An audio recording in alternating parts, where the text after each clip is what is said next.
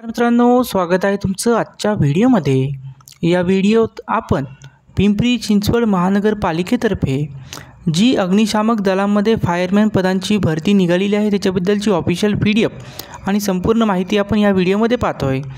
मित्रांनो, यामध्ये जर आपण पाहिलं तर पालिकेकडनं जी नोटिफिकेशन जारी झालेली आहे ती तुम्ही स्क्रीनवरती पाहू शकता.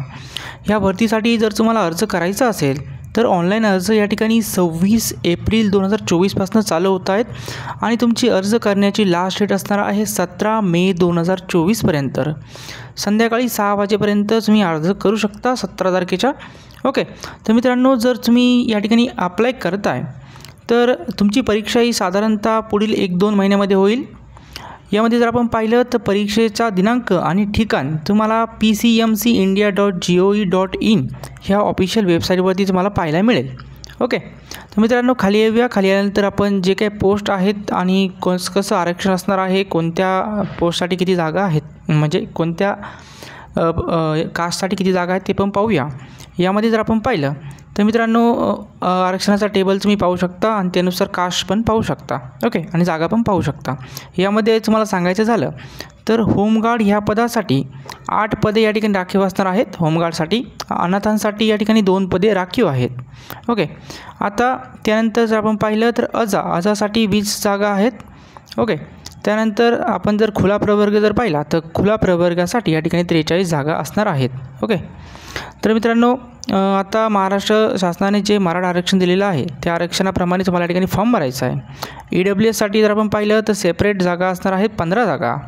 ओके, आणि जर आपण SC-BCसाठी पाहिलं तर 15 जागा या ठिकाणी असणार आहे ज्या की मराठा कास्टच्या अंडर येतात.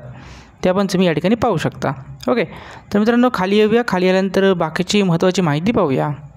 तर या ठिकाणी तुम्ही स्क्रीनवरती पाहू शकता की ही जी पोस्ट आहे फायरमॅन रेस्क्यूअर नावाची ही पोस्ट असणार आहे. यासाठी जर बेसिक पे आपण पाहिला तर 19,900 रुपये तुम्हाला या ठिकाणी बेसिक पे मिळणार आहे. यासाठी जर तुम्हाला अप्लाय करायचं असेल तर शैक्षणिक पात्रतेमध्ये तुम्ही 10वी उत्तीर्ण असणं आवश्यक आहे. त्याचबरोबर राज्य अग्निशामक परीक्षा केंद्र महाराष्ट्र शासन मुंबई यांचा 6 महिने कालावधीचा अग्निशामक प्रशिक्षण पाठ्यक्रम तुम्ही उत्तीर्ण असणं आवश्यक आहे. ओके, ते सर्टिफिकेट तुमच्याकडे पाहिजे. त्यानंतर जर आपण पाहिलं तर MSc-IT तुम्ही उत्तीर्ण असणं आवश्यक आहे. त्यानंतर मराठी भाषेचं ज्ञान तुम्हाला पाहिजे.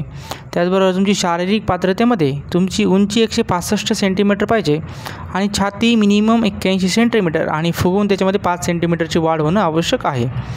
खुल्या प्रवर्गातील उमेदवाराचे वय हे 30 वर्षापेक्षा अधिक नसावे आणि मागासवर्गीय म्हणजे EWS, Maratha caste, SC-BC, OBC यामध्ये जे उमेदवार आहेत त्यांचं वय हे 33 वर्षापेक्षा जास्त नसावे. ओके, इत्यादी तुम्हाला क्रायटेरियामधून जायचं आहे. त्यानंतर शारीरिक अर्हता चाचणी. ह्या चाचणीमध्ये जर आपण पाहिलं तर मित्रांनो, तुमची उंची पुरुष कॅन्डिडेटसाठी 165 सेंटीमीटर पाहिजे. फिमेलसाठी जर आपण पाहिलं तर 162 सेंटीमीटर ती पाहिजे. वजन पाहिलं तर दोन्ही कॅटेगरीमध्ये 50 किलोग्रॅम मिनिमम वजन तुमचं असणं आवश्यक आहे. पुरुषांसाठी छातीचे क्रायटेरिया आहे 80 सेंटीमीटर पाहिजे मिनिमम आणि फुगून त्याच्यामध्ये 5 सेंटीमीटर वाढ होणं आवश्यक आहे. ओके, हे 2 पॉईंट महत्त्वाचे होते. त्यानंतर जर आपण पाहिलं तर शारीरिक क्षमता चाचणी, मैदानी चाचणी आहे.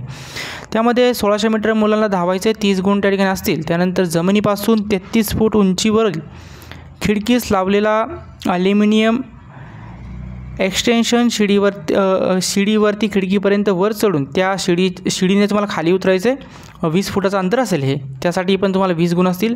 मुलींसाठी पण सेमच दोन्ही पण टेस्ट आहेत. फक्त मुलींसाठी 800 मीटर धावणे आहे.